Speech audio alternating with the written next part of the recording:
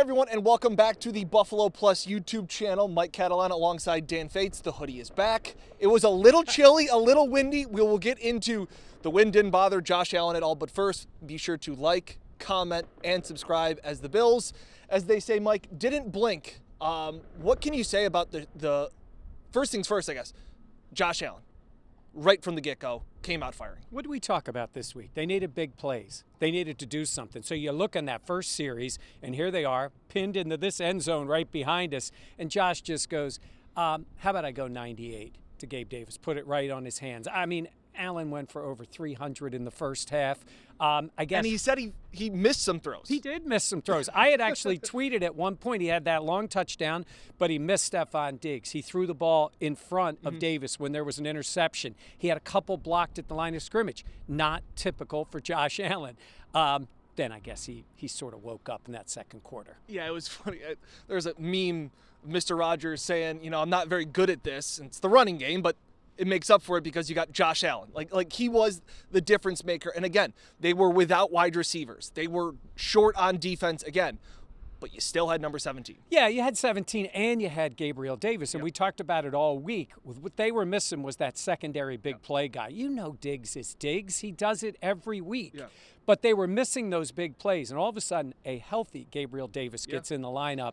And there he is running down the field, beating everybody, cruising to the end zone. Then he does it again, by the way. Rips the ball out of Minkah Fitzpatrick's hands for that touchdown. One hand first to control it, then it goes kind of into Fitzpatrick's arms, and then he just grown man touchdown. Yeah, that was when they took, they hit the pedal there and went from being up 13-3 to 20-3 to and it ends up being just 31-3, and they're rolling. And Diggs made a play, got a touchdown. And then Shakur makes a play and gets a touchdown. And this team keeps that going. They'll get McKenzie back probably next week. Other guys are going to be coming back too. But it's nice to see this on a day, Dan, when they could have taken a step back. Yeah, this, again, I don't believe in look-ahead games or trap games. There are look-ahead games. Yeah, this would have been a spot.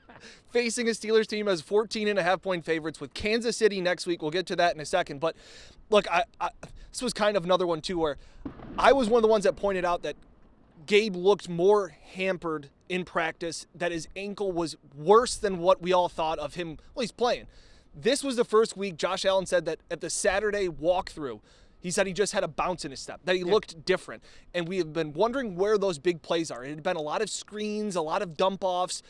There was the big plays. Because we saw it in L.A. Yeah. That was another time when Gabe is a guy that can take the top off of defense. There's no doubt that he can do that. And you already know that Stephon Diggs can do that. Now, I think there's things they can mix into this offense going forward. A healthy Gabe Davis makes a huge difference for him. And like we said, Josh Allen left plays out there. They had a fumble at the goal line. He threw an interception in the end zone, and they still cruised to the win 38-3. So that tells you how deep they are. I thought defensively, they were good. I didn't think Kenny Pickett was that bad in the game. Honestly, if you're a Steelers fan, I'm thinking, well, there at least you come out saying your guy looked like an NFL quarterback in the game. He just didn't get the results they would be. Yeah, I thought Pickett was solid.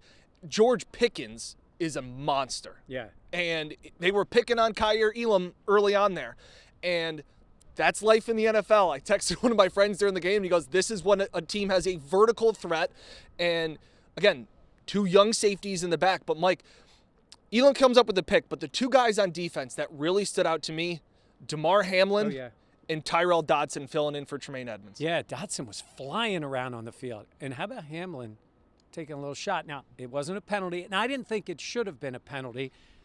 You did. It was close. He was just in the beginning of a slide. That's his college teammate. This is Buddy. And that started it, Pickett's fighting back and all. But I like the way Hamlin plays. Again, I think he's going to be a playmaker in this league. I really do think he has those instincts. They like to send him on the blitz. There's a lot of things that guy can do. And look, we were wondering, what is life at some point after Poyer and Hyde? It's still a long ways off. Poyer will be back. By the way, Poyer's not playing today. Edmonds isn't playing today, right? They did get the guys back on the D-line, and hopefully Jordan Phillips is okay. Left for a little bit again with that hamstring. But even without those guys, other guys step up. And, again, this defense is really, really good. I tweeted out, I don't think Leslie Frazier is getting enough credit for the amount of injuries that this Bills defense has had. And again, they pitch another second half shutout. Again, they are dominant. It just seems like it's part of the system, but to lose a guy like Tremaine Edmonds, a Pro Bowler for a game, and to just insert Tyrel Dodson, who's been, a backup player his entire career, and he plays with that level of performance, that level of confidence, I think says so much to what Leslie Frazier does for this defense. I tried to ask Sean McDermott this question. He sort of took it in a different direction. Because we talk about the young players or the guys without experience coming in, and he did say this before. Those guys are well prepared. They're ready. The coaches get them ready. And that's great. Yep. But the other part of that equation is the veteran players know those guys will be ready, and they trust them. And especially on a defense, you have to trust that Tyrel Dodson's going to be in the right place. DeMar Hamlin's going to be in the right place. Khalil Shakur knows how to run his routes. And these younger guys or guys without great experience are ready to come in and contribute. Now, it's one thing, and we have plenty of time this week to talk about. It's one thing to do it against the Pittsburgh Steelers, who are, let's face it, a rebuilding team without T.J. Watt and their injuries that they have. But at the same time, next week it'll be against Kansas City, and that's going to be fun to see. That's when you want to see Edmonds, Poyer, hopefully Knox back. Trey White was bouncing around the sidelines a little bit. Ed Oliver and Jordan Phillips, I think they're difference makers. They bring the defense seemed angry today. Yeah. Played with a sense of physicality. Hamlin flying in, making a couple tackles along with Dodson. What are you laughing about? The sea was angry, Jerry. I think that's a Seinfeld line. I'm trying to remember what it was. It's what you made me think. I think you're George Costanza right now. It was when he said he was a marine biologist. Yes, that's right. No, they do. They play with that. The sea was angry that day, Jerry. They play with that sense of passion. And they, again, it's 38-3, and they're still flying around. We have fights on the field. Yeah. That's the way this team plays. Foot on the gas, and as Von tells all of you, don't blink. I think it's very telling. You always hear about guys saying, oh, it's just another game, and you're always preparing like you're going to start. That is just, talk is cheap. You can say you're always preparing to be a starter, but until Khalil Shakir is thrown into the mix, having to return punts, having to make big plays, it really tells you something about what these guys are made of. And also, Sean McDermott, I asked him, overcoming adversity and things like that. He said, it's the environment. You rely on the environment. Yeah, and there is. And honestly, I think this adversity that they're facing now, where guys are in and out and other guys getting to play, in the long run, immensely helpful for this team. Agreed. Because right now you look at it and say, this guy's out there. They keep winning. Dolphins lost today, so now they're back alone in first place. So they've been winning while they've been losing these guys periodically.